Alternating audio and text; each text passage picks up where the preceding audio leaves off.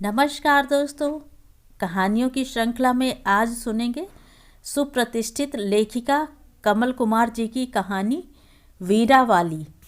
लेकिन उससे पहले मेरा आपसे विनम्र अनुरोध है कि अगर मेरे द्वारा सुनाई हुई कहानियाँ आपको अच्छी लगती हैं तो मेरे चैनल को सब्सक्राइब ज़रूर करें, लाइक करें और अपने दोस्तों और परिचितों में शेयर भी करें।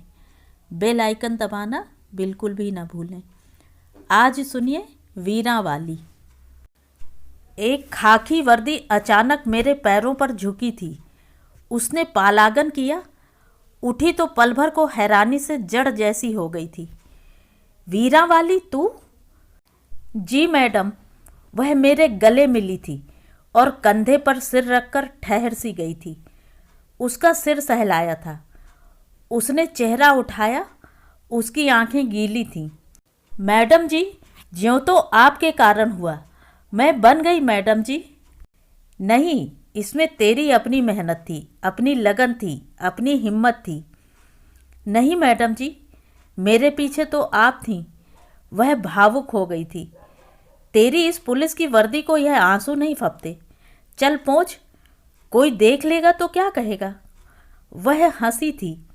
आप भी मैडम जी वैसी की वैसी ही हैं, जरा भी नहीं बदली। क्यों, लेकिन तू तो बदल गई वीरा वाली। तूने तो मेरा सिर ऊंचा कर दिया। वह खुश थी। मेरी पोस्टिंग यहीं चौकी में हुई है, कहते हुए उसके चेहरे पर धूप सी खिली थी। अब तो तू छाती तान कर जीप में घूमेगी। पर तेरे ससुराल वालों का क्या हुआ? उनका क्या होना था, वैसे ही हैं। पर अब मेरा आदमी मेरे साथ है। उसे हैरानी हुई थी। वह बोली थी, मैं जब दिल्ली में ट्रेनिंग में थी वह मेरे पास आया था। हमारी बात हुई आपस में। मैंने उसे सब बताया था। उसने मुझसे माफ़ी मांगी थी। बस मेरे भाग खुल गए। अब हम साथी हैं। यहाँ भी तेरी जीत हुई वीरा वाली। आपकी और ऊपर वाले की मेहर है मैडम जी। टेलीफोन की घंटी बजी थी। वह भी उठ खड़ी हुई थी। चलती हूँ मैडम जी, आपका ऑफिस का वक्त है। फिर आऊँगी, आपसे मिलूँगी। अब तो मैं यहीं हूँ, ज़रूर आना, आती जाती रहना। वह पैरों पर झुकी थी। उसे रोका था नहीं, बस आप अपना आशीर्वाद देती रहें। वह कुर्सी से उठकर चली गई थी, पर मेरे मस्तिष्क में 5 साल पहले की वीरा वाली आ बैठी थी। पढ़ाई में होशियार, जिम्मेदार, कॉलेज के दूसरे कार्यक्रमों में भी हिस्सा लेती, संयत और मेहनती। उसके बीए का दूसरा साल था।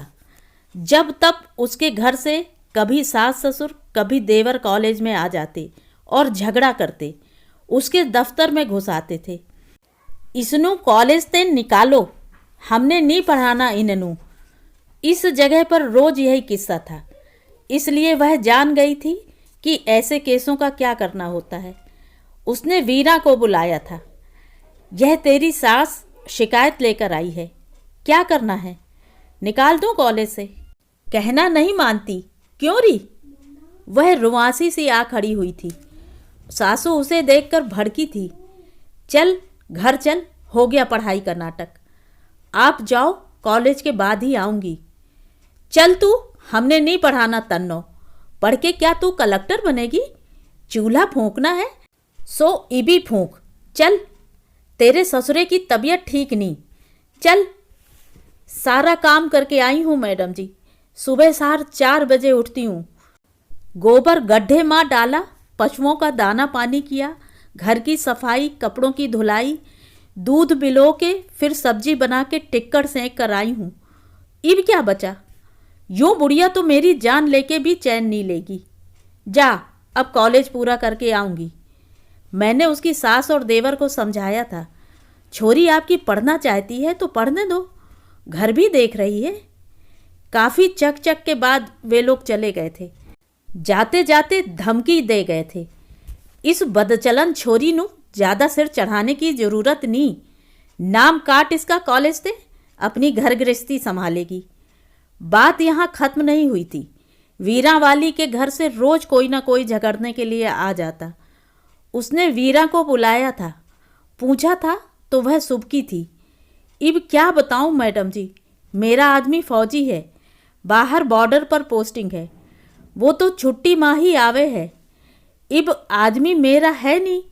ये तीनों जन मेरी जिंदगी हराम करने लाग रहे हैं। सोचूं हूँ मैडम जी, पढ़ लिख जाऊं, अपने पैरों पर खड़ी हो जाऊं, तो इस नरक से छुट्टी मिले। उसे विश्वास नहीं हुआ था, अपने ही घर में औरत का यह हाल।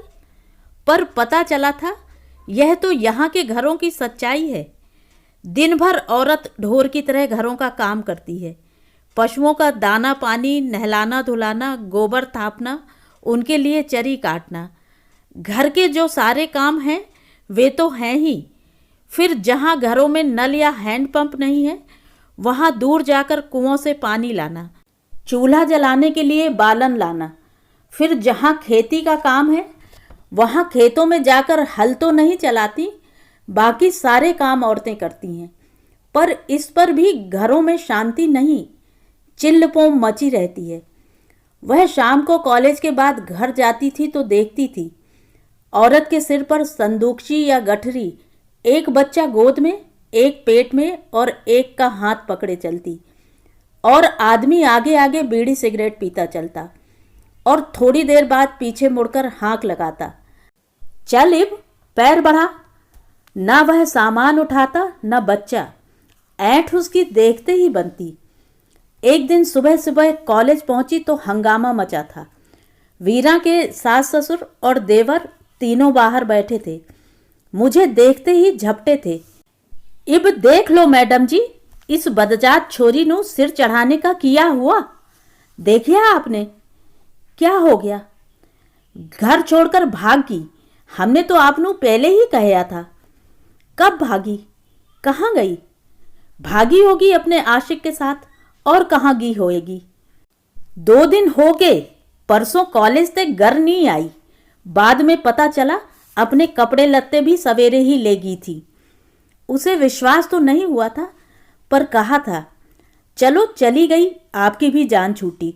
रोज की लड़ाई झगड़ा, जाने दो जहां गई, उसकी किस्मत। आप उसका नाम कॉलेज से काट दो। घर तो उसने छोड़ दिया, कॉलेज ना छोड़ बैठे। हम जाने उसनु जान बसाए उसकी कॉलेज में। पता नहीं आप उसनु क्या पट्टी पढ़ावें। आपकी भी शिकायत करेंगे मिनिस्टर के पास। छोरियां नु भड़कान लग रही आप, शय देवें आप उनानू, उनकी घर गृहस्थी में आग लगावें।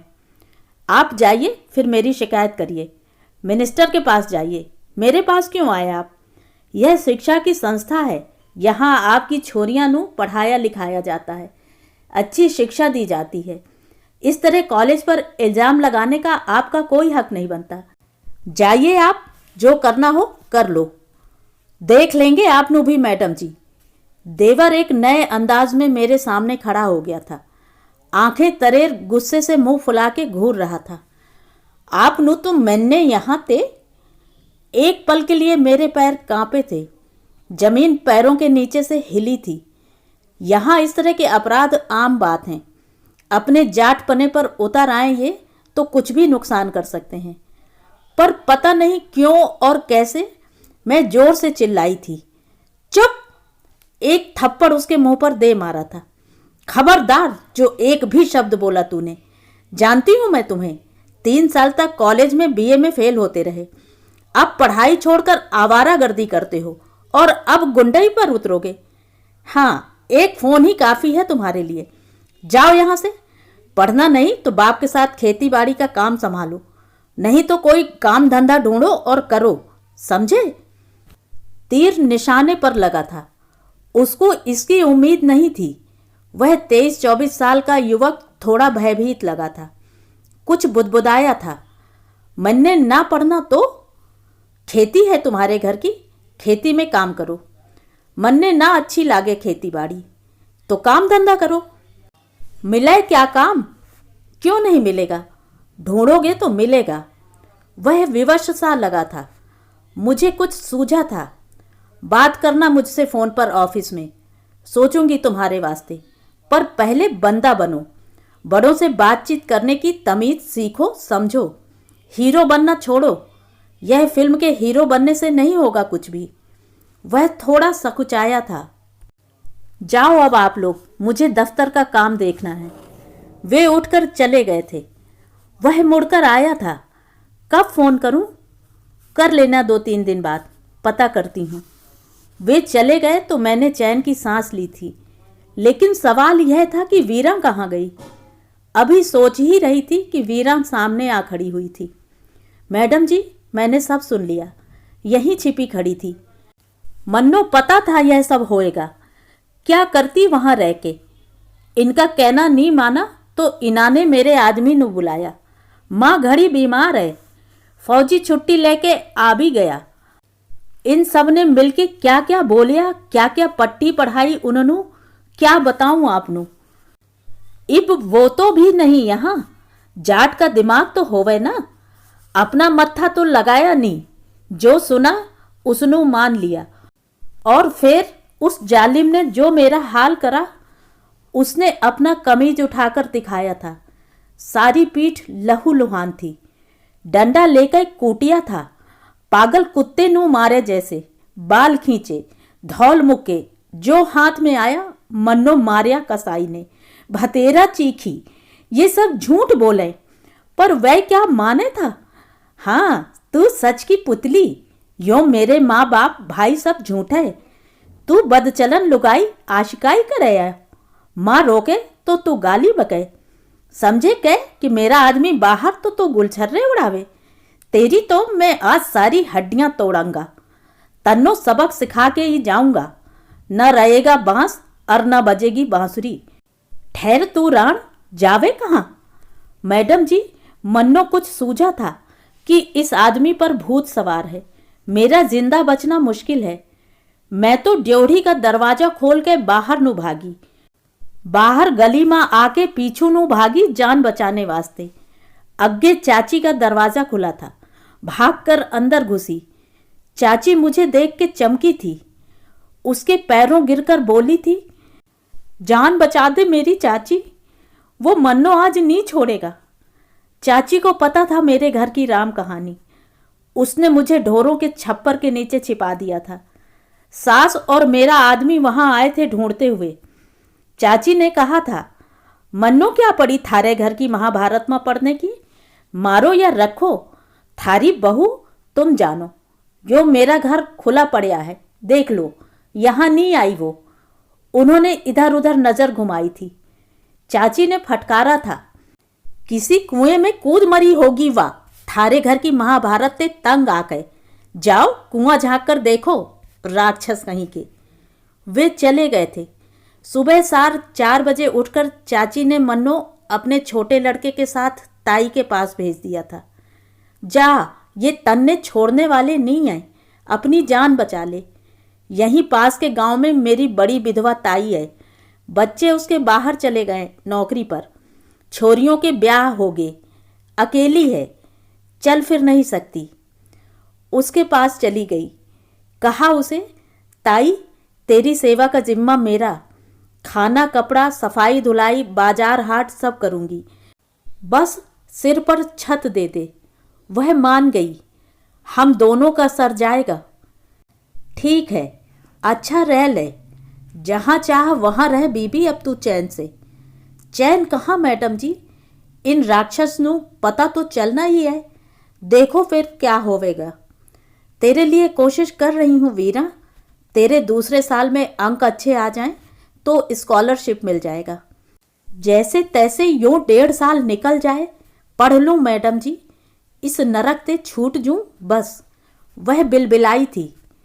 तू बहादुर छोकरी है, चिंता ना कर, कुछ ना कुछ हो जाएगा। कुछ दिन ठीक चला था।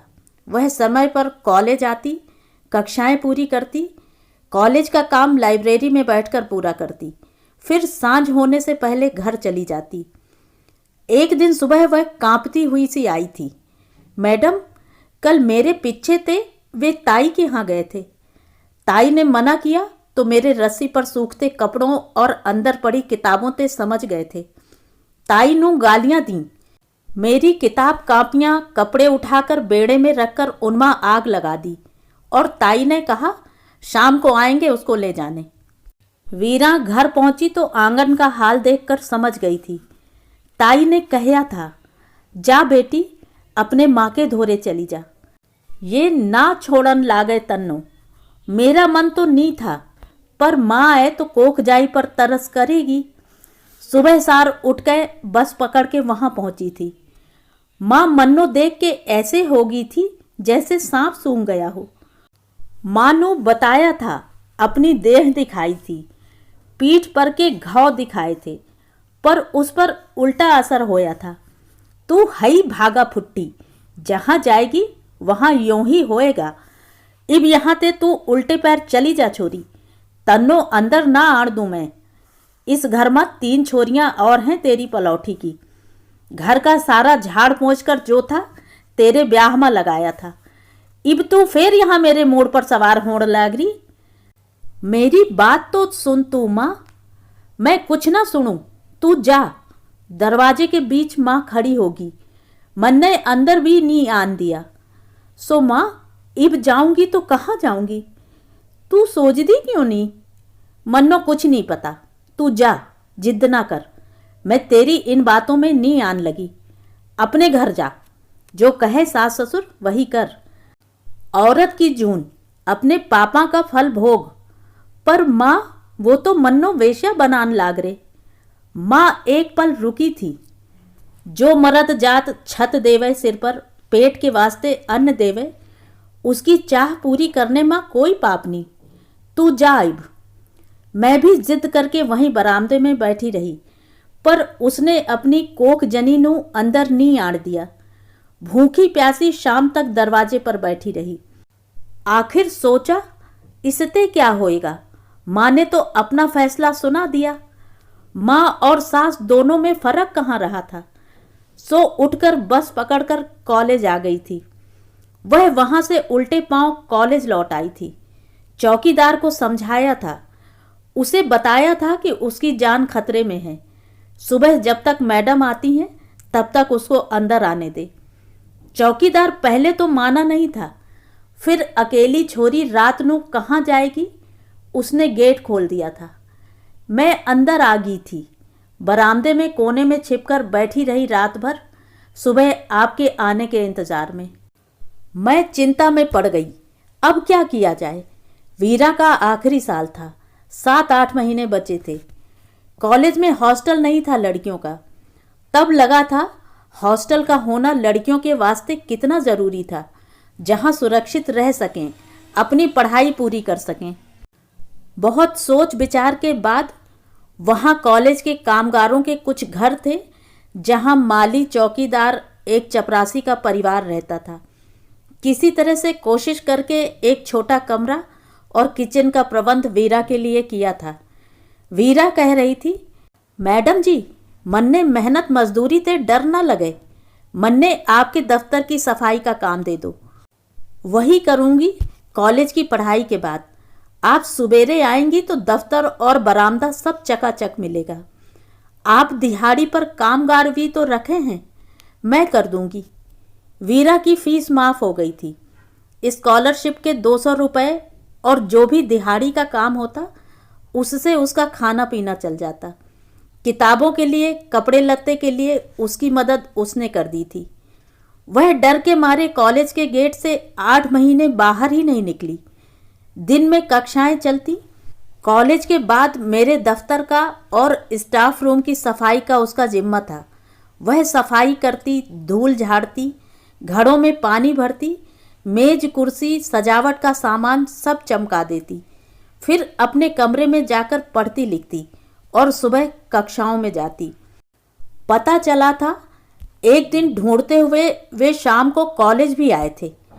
गांव की किसी छोरी ने बता दिया था कि वह कहीं मरी खपी नहीं, जिंदी जागदी कॉलेज में रह रही है।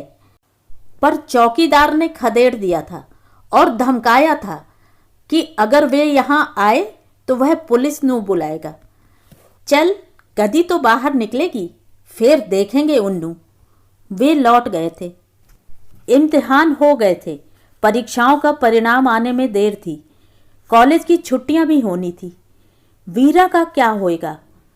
तभी पता चला था दिल्ली में एनसीसी का एक कैंप लगना था। वीरा एनसीसी की छात्रा तो थी ही, सो उसके लिए वहाँ फ़ोन करके कहा। वीरा चली गई थी। फिर रिजल्ट आया तो आई थी अपनी मार्कशीट और सर्टिफिकेट लेने। कह रही थी, मैडम एनसीसी वालों ने उसे चुन लिया है ट्रेनिंग के वास्ते। मैं भी खुश थी। चलो एक रास्ता तो मिला। रास्ता मिला तो कहीं पहुँचेगी ज़रूर। यूं भी कई बार उसका ध्यान आता था। फिर मैं अपने रोज़मर्रा के व्यस्त जीवन में सब भूल भी गई थी। आज अचानक वीरावाली का इस वर्दी में आ खड़ा होना, उसके चेहरे पर उसका अपना अर्जित किया आत्मविश्वास था। सारी अग्नि परीक्षाओं से गुजरकर वह अपने पूरे विश्वास के साथ खड़ी थी, सिर उठाए, गर्दन सीधी किए। लगा था यह उसकी ही नहीं, मेरे जीवन की भी सार्थकता थी। उसकी रोंगटे खड़े कर देने वाली जिंदगी पर उसका साहस सोचकर ही आंखें भर आई थीं। जी मैडम, आपकी तबीयत ठीक है ना? सामने चपरासी खड़ा था। बिल्कुल ठीक है। मैं वर्तमान में लौटी थी। लाओ कागज लाओ। वह फाइल खोलकर कागज उलटने पलटने लगी थी। तो ये थी कहानी। कहानी आपको कैसी लगी कमेंट करके ज़रूर बताएं।